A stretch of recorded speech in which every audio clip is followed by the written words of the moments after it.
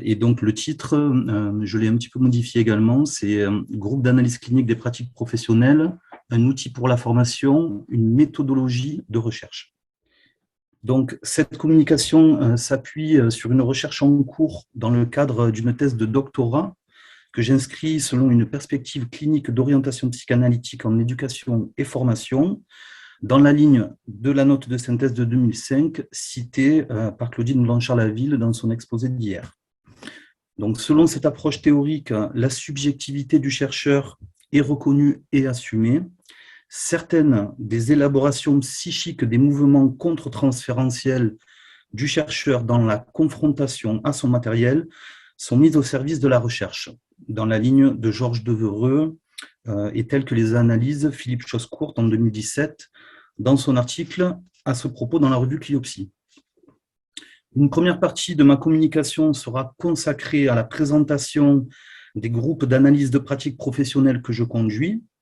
Une deuxième partie sera consacrée à la méthodologie de recherche, à savoir la manière dont j'utilise mes notes d'après-coup des séances, ainsi qu'un travail que j'ai effectué dans un groupe de supervision.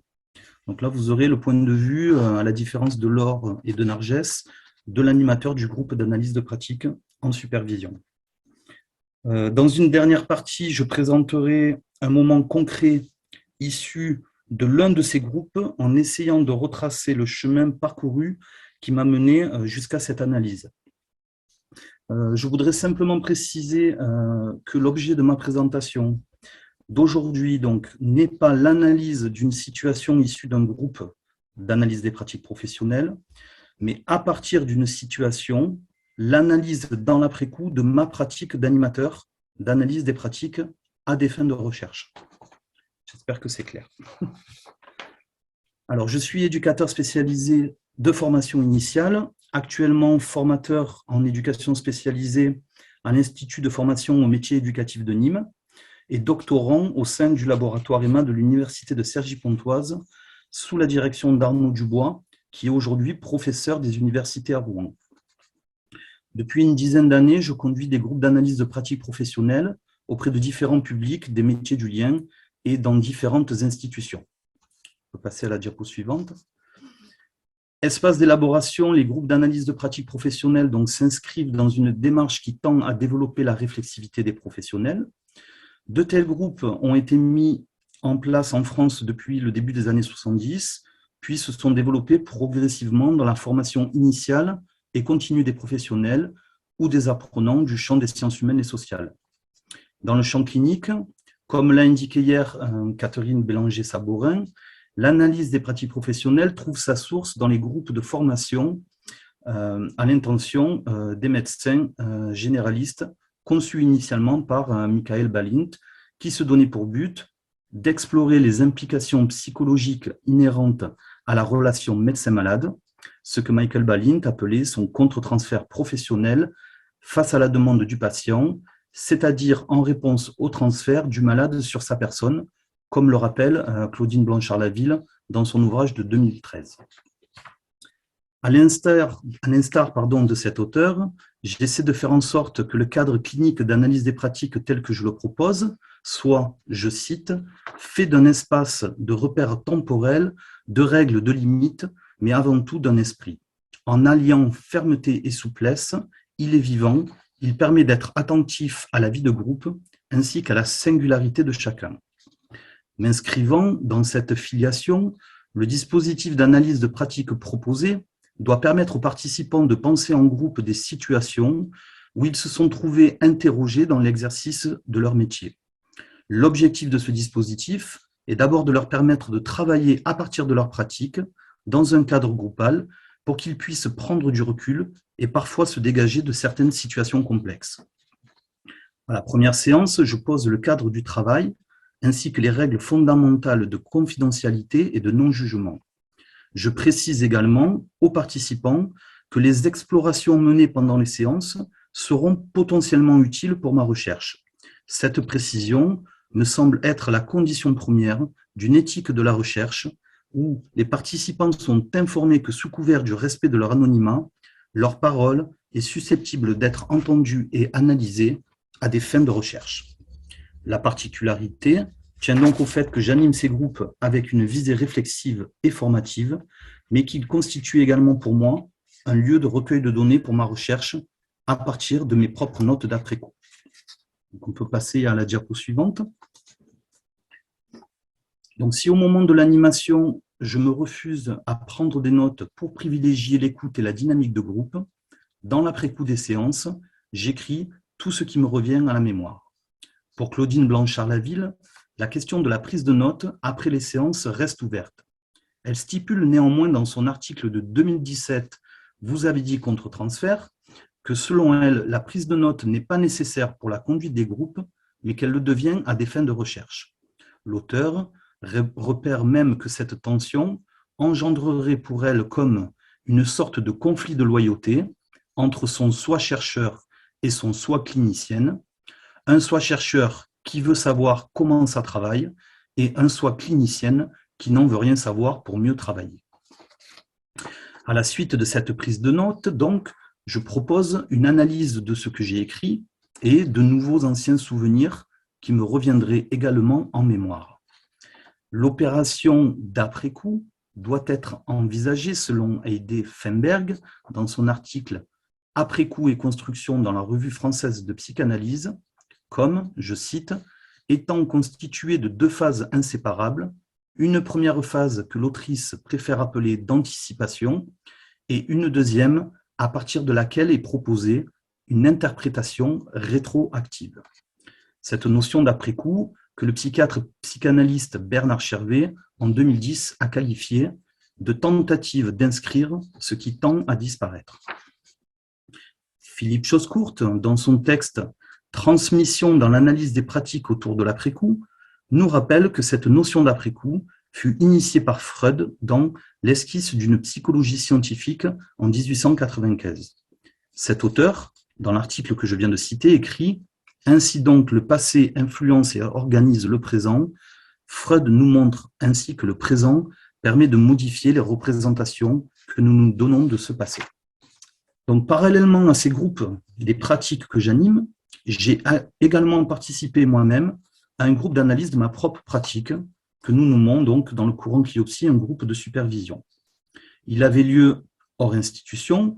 Le travail d'élaboration que je peux y mener portait sur ma position d'animateur de groupe d'analyse de pratique et sur la manière dont potentiellement ma position de chercheur pouvait interférer dans ma posture d'animateur.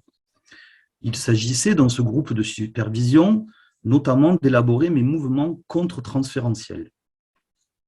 Donc, nous transposons cette notion de contre-transfert pour lire les mouvements psychiques activés chez l'animateur analyste de pratique dans sa conduite d'animation. Pour le dire autrement, ce travail consiste donc à ce que Jean Houry, psychiatre et figure importante du mouvement de psychothérapie institutionnelle, nommait le « balayer devant sa porte », c'est-à-dire de ne pas contaminer le groupe avec nos propres empêchements inconscients.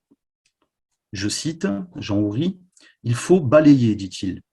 Balayer pour essayer de rendre notre présence la moins dangereuse et la moins envahissante possible.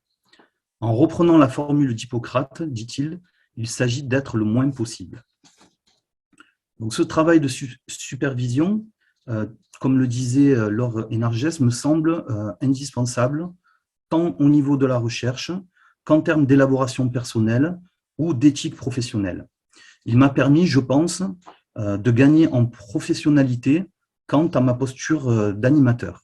Donc, je fais le lien ici avec la notion de croissance psychique dont nous a parlé Claudine hier.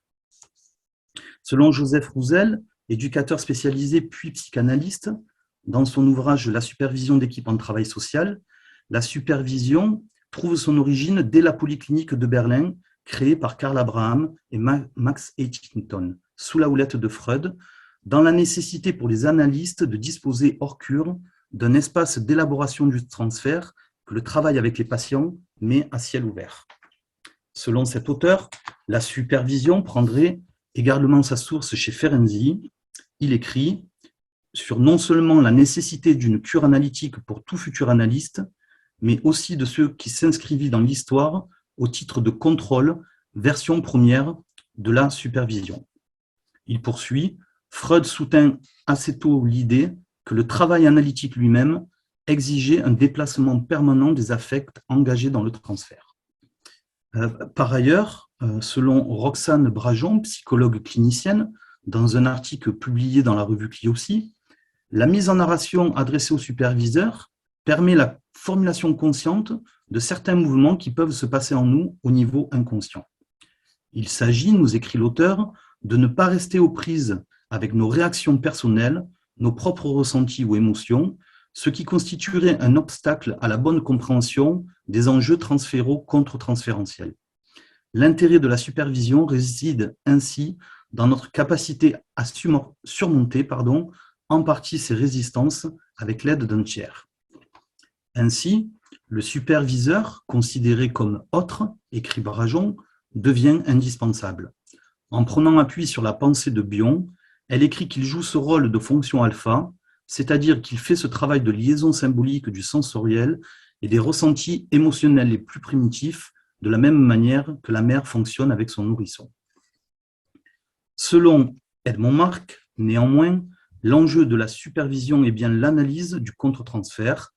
Il écrit « De même que le patient a besoin du miroir de son thérapeute pour saisir, comprendre et modifier ses conduites inadaptées et retrouver son élan créateur, de même le thérapeute, ici l'animateur, a besoin du superviseur pour explorer les aspects les moins conscientisés de son contre-transfert. » Donc, je voudrais désormais illustrer mon propos par une situation concrète que j'ai vécue en tant qu'animateur, puis que j'ai choisi d'évoquer dans le groupe de supervision. Pour ma présentation, je m'aiderai des notes que j'ai prises dans l'après-coup des séances, ainsi que des notes que j'ai prises dans l'après-coup du groupe de supervision. J'ai animé entre 2017 et juin 2019, soit pendant 2 années scolaires, un groupe d'analyse de la pratique pour des moniteurs éducateurs en formation dans un centre d'enseignement aux méthodes d'éducation active. Le groupe était constitué d'une dizaine d'apprenants. La séance que je propose de vous présenter est la première séance qui a eu lieu lors de leur 2e année de formation. J'étais donc déjà intervenu pendant 1 année scolaire auprès de ce groupe. Pendant cette première année, le groupe était plutôt difficile et revendicatif envers la formation dans son ensemble. Et dans cet espace d'analyse des pratiques qui faisait partie de la formation, il s'agissait d'inviter les participants à présenter une situation de stage qui les avait questionnés. Donc, la diapo suivante, je vous ai mis mes notes prises dans l'après-coup de la séance. Donc, lors d'une séance que j'ai choisi de nommer Elsa, que je percevais alors comme très revendicatrice envers la formation, et qui avait parfois une attitude provocatrice envers moi. Par exemple, lors de cette séance, dès son arrivée, elle lance « Parlez, sinon on va encore se faire pendant 3 heures ». Au détour d'un moment d'échange, Elsa donc, évoque la situation d'une autre stagiaire qui, en foyer de l'enfance, a vu une adolescente se tailler les veines devant elle. Elsa dit « C'est fou, ça lui a rien fait ». Je lui réponds alors, dans un mouvement quasi immédiat. J'ai entendu hier Claudine qui évoquait Michael Balint qui parlait de scénario quasi automatique.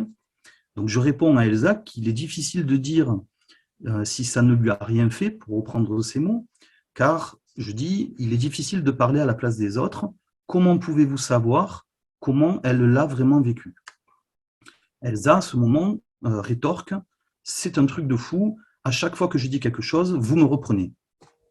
Si dans l'après-coup des séances, j'avais déjà conscientisé que ma réponse, pas suffisamment métabolisée, n'était pas adéquate pour un animateur d'analyse des pratiques, j'ai décidé d'exposer ce moment au groupe de supervision en vue de son analyse, afin d'explorer ce qui, dans ma réponse, pouvait potentiellement être en jeu chez moi. Donc, les premières explorations du groupe de supervision m'ont permis d'entrevoir que j'ai eu sans doute quelques difficultés avec son attitude provocatrice envers ses attaques au cadre, et que sans doute inconsciemment, dans un mouvement défensif, j'avais répondu en miroir à son agressivité. Je savais pourtant que l'espace d'analyse des pratiques se devait d'être un espace sécurisant et que l'animateur était garant de ce cadre qui réalise une fonction d'accueil et de contenance, comme l'écrit Claudine Blanchard-Lavie. Pour soutenir ce cadre, l'animateur devrait pouvoir, le moment venu, dit-elle, résister aux attaques dont celui-ci risque d'être l'objet sans pour autant répondre aux attaques par une contre-attaque. Je savais que l'animateur se devait d'accueillir les tentatives même maladroites de dire, et que de ma place et de ma fonction, il n'était pas possible de ne pas me situer dans une fonction d'accueil. Et malgré tout, ma question en réponse à ces mots ne fut pas adéquate. Pourquoi? Il ne suffirait donc pas seulement de le savoir. Le groupe de supervision m'a progressivement amené à explorer l'adolescent que j'avais été, en quoi ces attaques au cadre, ces transgressions pouvaient potentiellement venir faire écho pour moi, à quoi l'opposition à l'autorité inhérente à cette période de construction pouvait sensiblement me convoquer. Nous avons également exploré dans le groupe la différence de position entre un accompagnement de type formatif, où il est sans doute nécessaire d'amener l'autre à parler pour lui-même et non à la place de l'autre, et la position de l'animateur dans le cadre d'un travail d'analyse où il s'agissait sans doute avant tout d'entendre ce que Elsa souhaitait exprimer à propos de cette situation. Puis, les membres du groupe m'ont amené à élaborer autour de mes mouvements contre-transférentiels, c'est-à-dire autour de ce que pouvait représenter pour moi le fait de parler à la place de l'autre. J'ai alors immédiatement associé avec un vécu, réel ou fantasmé, où enfant, j'ai souvent eu le sentiment que mes parents avaient pu parler, faire et décider à ma place, et que peut-être j'avais souffert de ce sentiment de ne pas être écouté et entendu. Je repère ici que c'est dans ce moment de libre association que j'ai pu percevoir ce qui aurait potentiellement pu être inconsciemment à l'œuvre chez moi. Le fait qu'Elsa serait ici venue parler à la place de l'autre m'aurait mis en lien, à mon insu, avec mon vécu infantile. Cela aurait précipité une réponse quelque peu agacée, potentiellement signe de mes manifestations contre-transférentielles. Donc, je conclus avec une dernière diapo. Donc, comme l'écrivent Claudine Blanchard-Laville et Antoine Catard au sujet d'une intervention, elle aussi supervisée, dans l'espace-temps de la supervision, ce vécu de l'animateur qui a ressenti la formulation comme très agressive à son égard a pu être entendu, partagé et vraisemblablement métabolisé au sens où Bion utilise ce terme. En d'autres mots, la fonction alpha de l'animateur a pu se remettre en mouvement pour traiter les émotions éprouvées et les transformer en éléments alpha. À l'issue de cette séance de supervision, qui fut pour moi riche et stimulante, je me suis également dit que si Elsa n'avait pas réagi à mes propos, je serais sans doute passé à côté de ses possibilités élaboratives. Lors des séances d'analyse des pratiques suivantes, fort de ses conscientisations et de ses déplacements, je me suis efforcé de permettre à Elsa de s'exprimer au sein du groupe selon des mots qui lui étaient propres. Je ne lui ai bien sûr pas signifié le travail que j'avais fait autour de sa situation, mais je peux faire l'hypothèse que le chemin que j'ai fait par moi-même lui a sans doute permis de se remettre au travail au sein des groupes, puisque ce fut le cas. Donc, comme les auteurs que je viens de citer l'écrivent, ainsi le travail dans l'après-coup a permis à l'animateur de revenir dans le groupe un peu dégagé, mais aussi sans doute avec moins de risque de vouloir bousculer la participante dans sa résistance. Le dégagement opéré par l'animateur a vraisemblablement permis qu'il puisse continuer à soutenir l'orientation du travail sans céder à ce qui aurait pu faire écho. Je crois que c'est réellement la première fois que je pense avoir touché d'aussi près les résurgences de mes manifestations contre-transférentielles dans mes animations de groupe d'analyse des pratiques.